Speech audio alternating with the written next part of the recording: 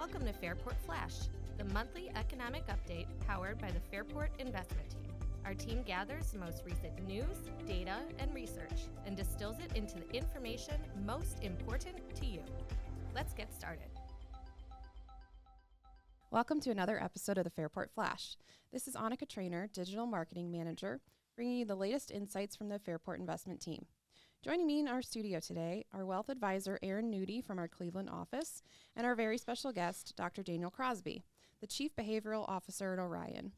As Chief Behavioral Officer, Dr. Crosby develops tools, training, and technology for financial advisors to allow for the practical application of behavioral science.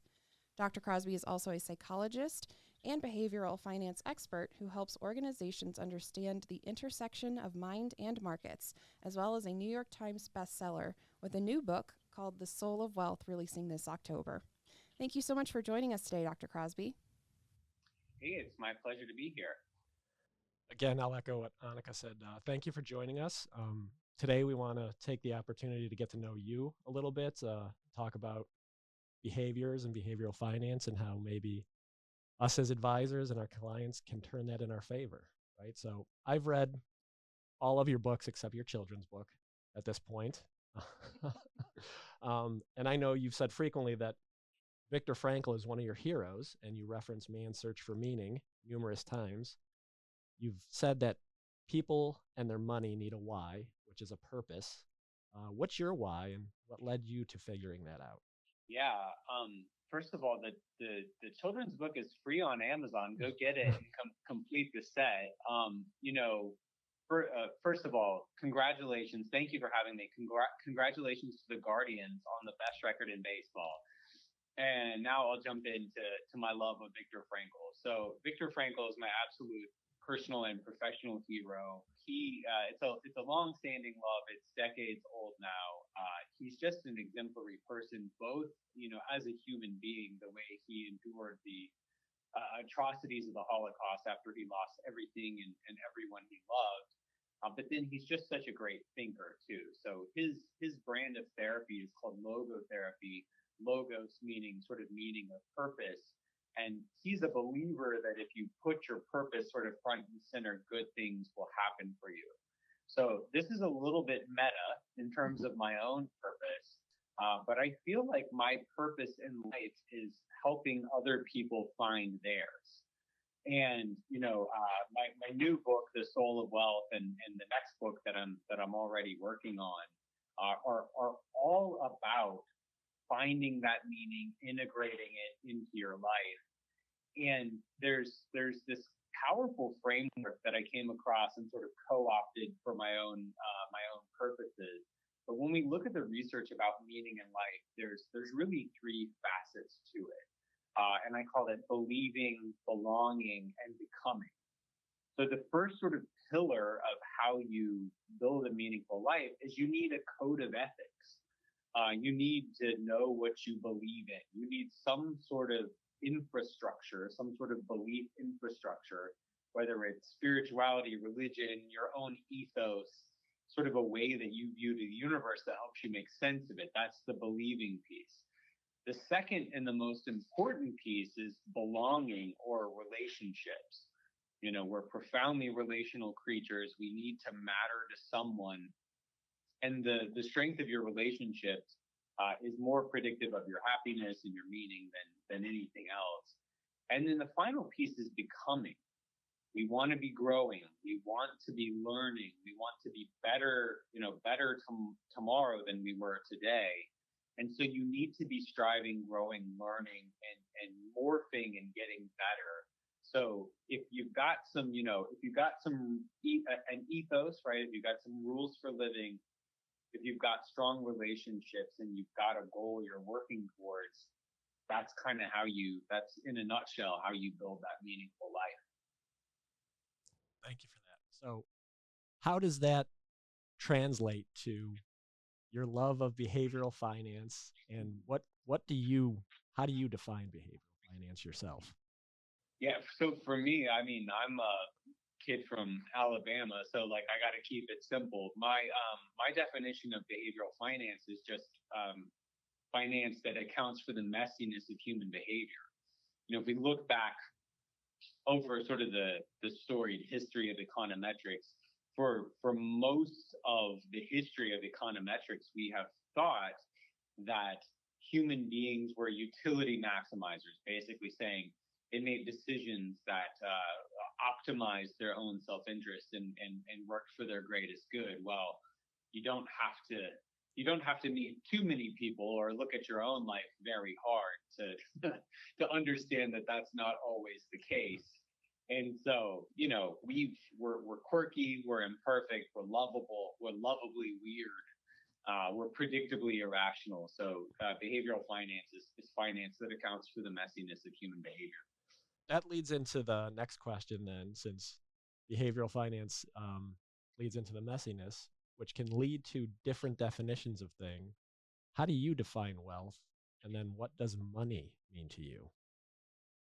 So for me, wealth and wealth is freedom.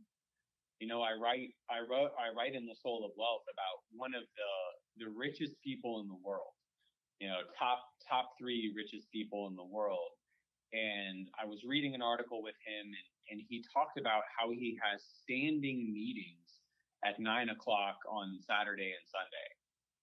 And I was like, what is the point of, what is the point of hundreds of billions of dollars if you've got to be in a meeting on the weekends? And I'm like, in a very real sense, I'm wealthier. Maybe he loves it, but I'm wealthier than this person because I have the freedom to be with my friends and my family on the weekends, and he's not afforded that privilege. So for me, wealth is freedom. And going back to Viktor Frankl, Viktor Frankl talks about two types of freedom. He talks about freedom from and freedom to. A lot of times in sort of modern parlance, we talk about freedom from, right? Like people want to retire, they want to be wealthy so they can stop doing their dead-end job, or stop doing this thing, and that's nice, right? That's nice. That's a piece of it, but we also need freedom too, which goes back to that growth piece of human behavior. Like, okay, you have enough money that you don't have to do your dead-end job now, but now what are you going to do in its place? A lot of people pursue money to pursue extravagance or to pursue leisure. And leisure's nice, right? When we look at the literature on happiness, leisure is a piece of it. It's one of sort of the 5 things that's predictive of happiness, but it's only one. And another one of the 5 is hard work. So we got to figure out. So for me, it's all about freedom, but we got to figure out what we're free from, and then figure out what we're free, to pursue in its stead. I would agree with that. I was lucky enough to get an early copy of The Soul of Wealth. There was some of our colleagues went to the Orion Ascent conference, and I asked them to bring back a copy. There was one point you made in there, right? You talked about the freedom of it, and is what do you buy with your money? And the one part that resonated with me was time, right? And I started thinking, it was like, well, should I really be mowing my own lawn and my wife doing the cleaning around the house, or should we be paying something so we can spend more time together? And that, to me, is freedom. So yeah. Pivot now here. We're going to hopefully talk about some emotions, stories, and biases. So in the Laws of Wealth, the Behavioral Investor, and the Soul of Wealth, you've discussed how emotions play a role in well-being, stating that they can be a poison or cure depending upon how we harness them. Can you expand on that a little bit, and then maybe go into how we could potentially harness them as a cure for our well-being and financial well-being? Yeah, for sure. One of the things that I think people don't always understand is that emotion underpins every decision that we make in a very meaningful way. So there's Antonio Damasio did really interesting research on this, and he studied people with traumatic brain injury to the emotional processing centers of their brain, and he looked at their ability to make decisions. And these folks couldn't even make decisions about like what color shirt to wear or what kind of ice cream they wanted for dessert, because even the most low stakes decision, like the ones I just mentioned, has an emotional substrate to it. and there's some sort of craving or impulse or memory that is driving that from an emotional level. So on the one hand, emotion is absolutely everywhere, and it's unavoidable, and we should sort of accept that. Within that sort of blanket statement, though, we know from the research that people who make financial decisions at emotional extremes, so extremes of enthusiasm or extremes of pessimism, these tend to be very poor decisions, right? We know that greed and fear are sort of the well-known drivers of a lot of market participant behavior. And if you find yourself in a really elevated emotional state, it's probably a good time to pause, right? In one of my books, at least one of my books, I talk about this acronym that I borrowed from the addiction literature called HALT, which stands for hungry, angry, lonely, or tired. So someone who's an alcoholic, right, and they're trying to get back, get their lives back together. They say, hey, look, don't make big life decisions when you're hungry, angry, lonely, tired. Same thing is true of investors, right? So that's avoid extreme emotion is sort of thing number one. But how can we use emotion to our benefit? I think this is less understood. Morningstar found that people who named their dollars, right? So instead of Aaron's, retirement account XYZ123, this is, Aaron's retire to the Bahamas, Aaron's mansion in the Bahamas fund, or, whatever, right? So just sort of giving it a goal, like labeling it with a goal and imbuing it with some emotion. These people had almost 15% more money than people in a control group who had these unnamed sort of typical portfolios. We also know that people who are in named portfolios are dramatically more likely to save. They save at a higher rate, and they're much less likely to sell out during volatile markets, right? Because again, if the market gets choppy and it's Aaron's ABC 123 fund, you're like, whatever, goodbye, right? But let's go to cash. But if markets are choppy and you go, you know what, I still have this dream of the Bahamas. Like I still want this mansion in the Bahamas. So this is a weird case where making the process more emotional makes us more rational. And it's there's this idea in martial arts called the circular theory of self-defense, right? So if someone's like throwing a punch at you, you don't try and like lock it full on. You roll with that resistance and let them use that exertion against themselves. There's a similar idea in markets. If you can take that emotion and use it in ways that benefit you, it's totally irrational, but you should totally do it. So then from an advisor perspective, I guess, for us to be better, we're reporting to clients all the time. They get their quarterly reports. We're in face-to-face meetings. They get statements from custodians. Should we be naming those accounts, sitting down, having those conversations, and actually naming it so when they get anything from us, it's specifically related to that goal?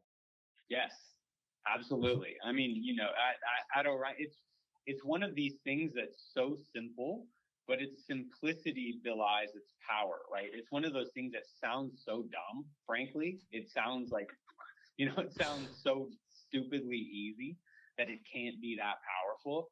And yet it is. So I think from an advisor perspective, using bucketing strategies, taking the worst case off the table, having an aspirational bucket, like all of these things have been shown to be super powerful and stupidly simple. That's good to know. On the stories and the laws of wealth, there's a section called story time, where you said stories bypass reason, skip the brain, and head straight for the heart. For this reason, stories are also the enemy of the behavioral investor. Do you still believe that to be true in your mind?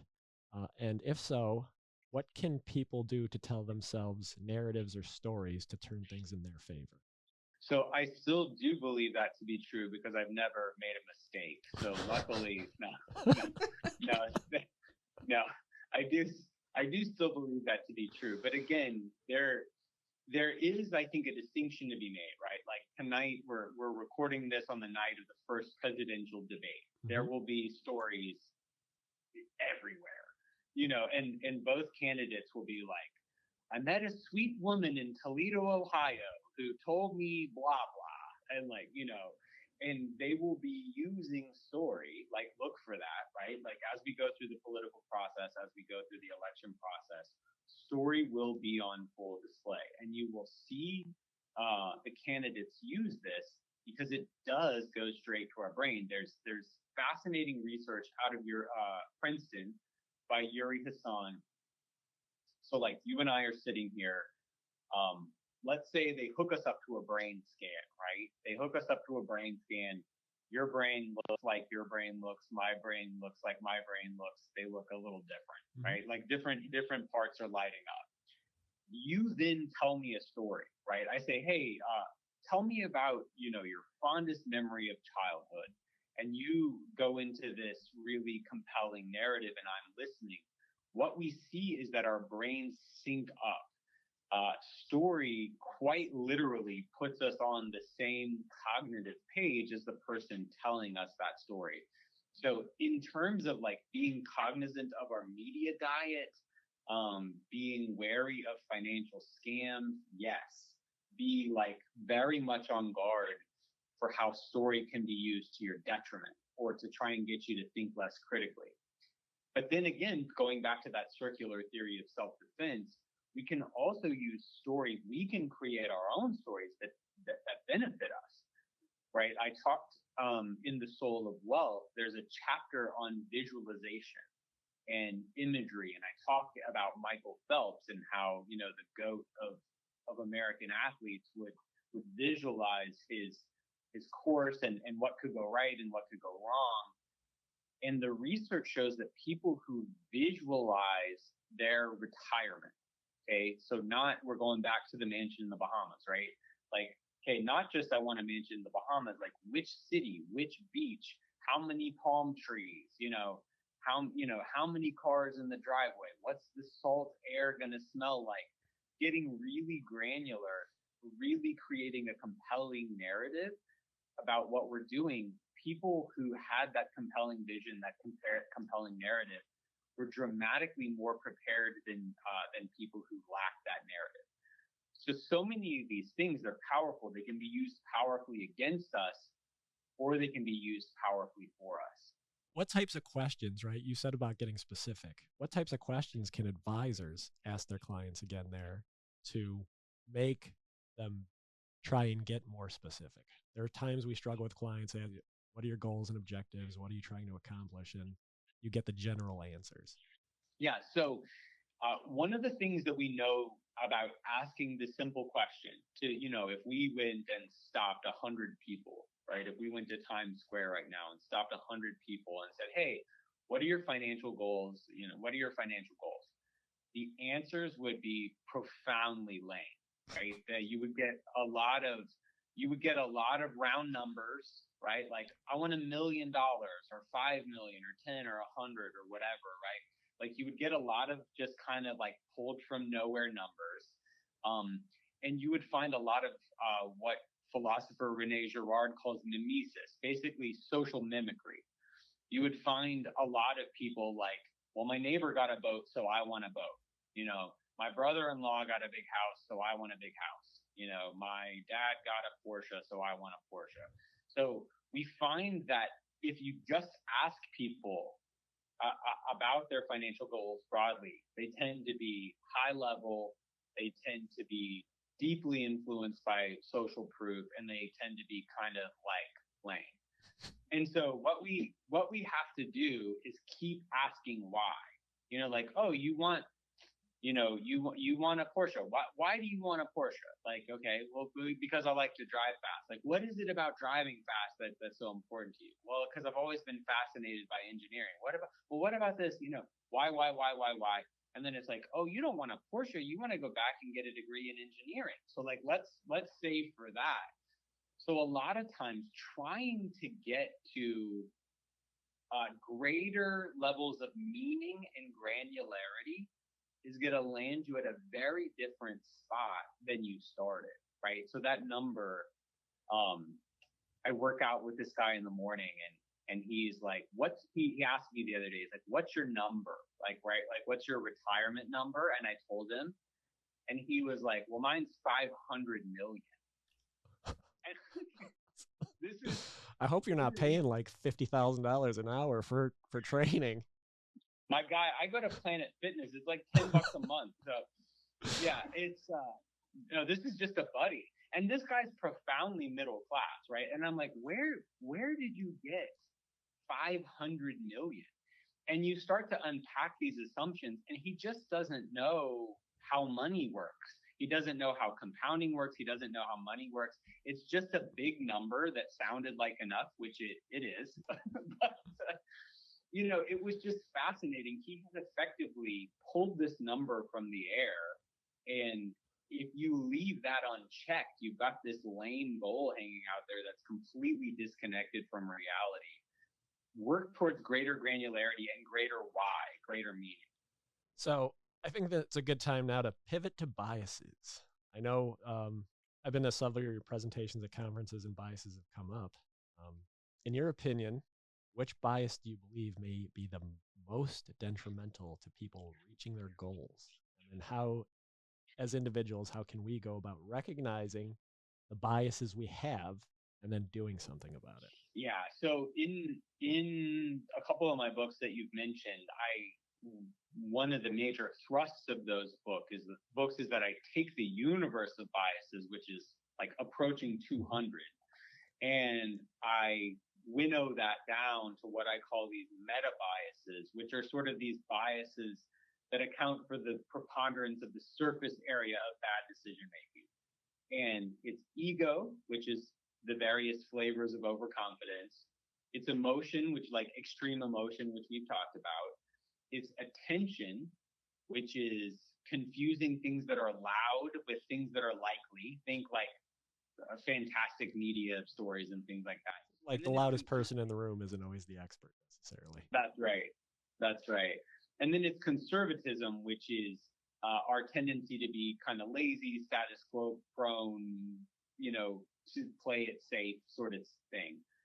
Of those four, and then we can talk about those four more, but of those four, undoubtedly, ego is the Mac Daddy of them all, because it's the one that enables all the others, right? Like if you don't believe that you have a problem, right? Like if you're so overconfident that you're blind to all the other stuff, you never get anywhere.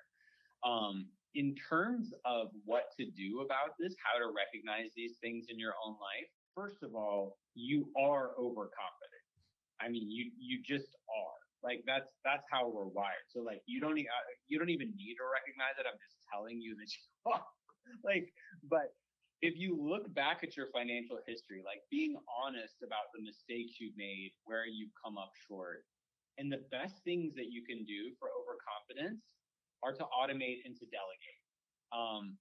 If I just had two pieces of advice for folks, it's like automate the process, right? Just like take it completely offline, automate the process of saving and investing every 2 weeks or whatever, and then delegate to someone else. When you look at the research about people who work with financial advisors, it's wild. Like people who work with financial advisors they compound their wealth at a higher clip. They're more ready for retirement. They're more ready for an emergency. They have better marital communications. They're happier. Money touches every part of our lives. The Stress in America study that the American Psychological Association does, the last one, number one stressor, money. Number two stressor, work. Number three stressor, the economy. Money, money, money. So like when you can get money right, so many of the other pieces of your life fall into place. So you're not good at this. Even if you're good at many other things, you're probably not good at this game.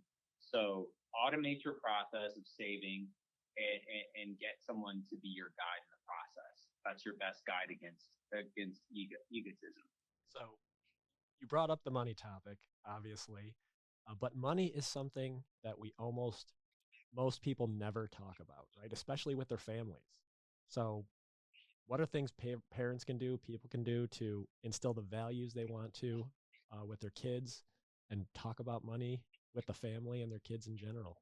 So the best thing you can do, and again, going back to this idea that money touches every part of our lives, the accompanying truth is there's nearly infinite opportunities organically for you to talk about money because it's always coming up. So with your family, with your children, the other day, my family and I often go to our local farmers market on Saturday mornings, and we were shopping. We really love hot sauce. My kids and I make hot sauce sometimes. We like go through it. It's insane. How hot? Nothing crazy. Like top out at habanero. Like, you know what I mean? Nothing crazy. There's no like anything that has like a disgusting name on it, like flaming rear end or whatever. Like no, like nothing weird like that. Like, we're keeping it Serrano, habanero, jalapeno. But we were at the farmer's market and I was buying some hot sauce, and my one kid is like, that's kind of expensive. He's like, that's a lot cheaper at the store, or it's a lot cheaper if we make it. And I was like, hey, good observation.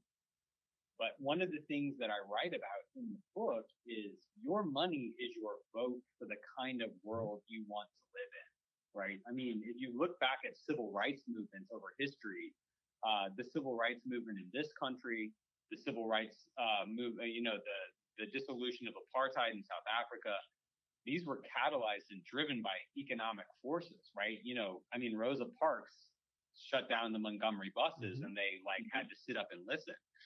So the way you spend your money is a vote for the kind of world you live in. And I said to my son, I'm like, look, I want to live in a world where I can go walk around a beautiful park and support small businesses on a Saturday morning with my family. So yes, this is more expensive than if we had gotten, whatever hot sauce at Target, but it's a vote for the kind of world I want to live in. And you could tell he got that, right? Well, when we buy him shoes, talk to him about the business of Nike and how that's fractional ownership of a business, right?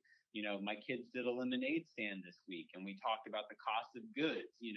When you watch Disney Plus, you go, okay, well, would you invest in this company? Why or why not?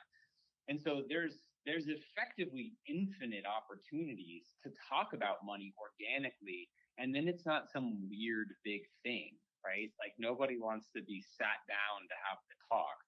But if you can just integrate it seamlessly into the stuff you're already doing, I think you see more and more rich opportunities to talk about many facets of the financial game.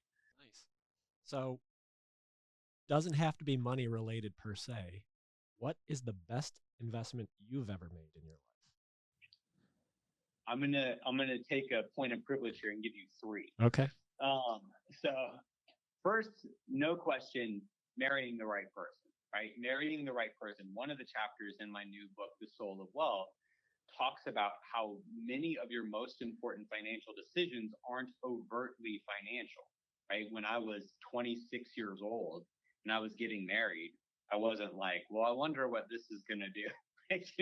I wonder what this is going to do for my bottom line. And yet, marrying someone who is sensible with money, marrying someone who was thoughtful, marrying someone who wasn't materialistic, like all of these things, these have been massively positive for, both my life broadly and my financial life. So marrying the right person, absolutely number one. There's another chapter in The Soul of Wealth where I talk about, you are your best investment, right? I hope this doesn't happen, but if I lost everything I had today, I have a PhD and I could go figure it out. Like I could go provide for myself and my family if I lost everything today, because I have a set of skills that are marketable. So education, number two. And then third, because it's top of mind, is health. I lost 38 pounds this year, and I've just really been pushing hard to eat well and work out, and that was catalyzed by a long story, but a toothache. Basically, I had a toothache. I wrote about it in the book. I had a fractured tooth that took forever to be discovered. I thought I was dying for months. Like, I thought I had a brain tumor, and I would have given you every dollar I had to feel better. And so this idea that health is wealth is just so powerful to me. So, marrying someone great, working on myself, like the engine of my wealth, and then understanding that health is wealth. I think those are also the non-typical things that have paid good dividends. So, and what is one piece of advice or life lesson that you believe you are never too young to learn, and on the flip side, one that you're never too old to learn either? Yeah. So for too young to learn, we talk a lot about how money compounds, right? Like, we talk about that, and that's a powerful lesson. Like, I've showed that to my kids, right? Like, if you just invest this, it'll turn into that. And my son's real into cars, and he's like, "How much do I need to get a Lambo? Like, what do I what do I need to set aside to afford a Huracan, right?" But that's a powerful lesson. But there's an accompanying lesson that good decisions compound as well. If you can start to learn to make good decisions, both about life and about money at a young age, it feels second nature to you. I mean, I called my dad on Father's Day. I have a great dad who's a financial advisor. And on Father's Day, my message to my dad was, thank you for making the good life feel second nature, right? Thank you for making hard work and putting family first and just like living a balanced, good life, sort of what I knew to do because I saw it in him. So good decisions compound. And if you can get going on those good decisions financially and otherwise at a young age, it really just becomes quite easy to do the right thing. The thing that I think it's never too late to learn is the things that money can't do. I write a lot in the book too about what money does and doesn't do. Money reliably buys the absence of misery, but it less reliably buys happiness. I mean, it's a part of it, right? Like, it's a part of it. I love money. Like, it's not totally disconnected from happiness. But learning what money can and can't do, because a lot of people pursue money as sort of liquid happiness or as like the marker of a good life. And I think it's never the wrong time to learn the lesson that there's nuance to this. There's a lot of great stuff that money can do. And if you spend it right and if you spend it well, it can help you a ton. But there's also a lot it can't do. And a life spent only trying to accumulate and only trying to pump up the zeros in your bank account isn't a great life. And I don't think it's ever the wrong time to learn that lesson. So, final question. Besides your soon-to-be released book, The Soul of Wealth, and Viktor Frankl's books, if there's one book you would suggest everyone read, what would it be? Viktor Frankl is my go-to. Viktor Frankl is my go-to answer for sure. The best book Morgan Housel's book, Yep. Psychology of Money, is excellent. We give that to all our clients, actually. Yeah. Brian Portnoy's book, The Geometry of Wealth, is excellent. If you're in this world, The Soul of Wealth, The Geometry of Wealth, and The Psychology of Money are like a killer 1, 2, 3 combo. So those would kind of be my recommendations. Great. Well, thank you for your time today. We really appreciate it. So, any final words, advice, or remarks for anybody? No. Thank you so much for having me, and go Guardians. Well, thank you, Daniel. Thank you. That concludes another episode of the Fairport Flash. Thank you again to Dr. Crosby for being on the show today and for sharing your thoughts and insight. As always, if you have any questions on the topics discussed today, please don't hesitate to reach out to a member of your Fairport Wealth team. For the latest updates from our investment team, you can follow us on LinkedIn, Facebook, or Twitter and look for the hashtag #InvestingWithFairport. At Fairport Wealth, our mission is to inspire families. If you have a suggestion for a podcast topic that inspires you, please reach out and let us know. Thank you for listening, take care, and have a great day. Fairport is a group of investment professionals registered with Hightower Securities, LLC, a member of FINRA and SIPC, and with Hightower Advisors, LLC, a registered investment advisor with the SEC. Securities are offered through Hightower Securities, LLC. Advisory services are offered through Hightower Advisors, LLC. This is not an offer to buy or sell securities. No investment process is free of risk, and there is no guarantee that the investment process or the investment opportunities referenced herein will be profitable. Past performance is not indicative of current or future performance and is not a guarantee. The investment opportunities referenced herein may not be suitable for all investors. All data and information referenced herein are from sources believed to be reliable. Any opinion, news, research, analysis, prices, or other information contained in the research is provided as a general market commentary. It does not constitute as investment advice. Fairport and Hightower shall not be in any way liable for claims that make no express or implied representations or warranties as to the accuracy or completeness of the data and other information, or for statements and errors contained in or omissions from the obtained data and information referenced herein. The data and information are provided as of the date referenced. Such data and information are subject to change without notice. This document was created for informational purposes only. The opinions expressed are solely those of Fairport and do not represent those of Hightower Advisors, LLC, or any of its affiliates.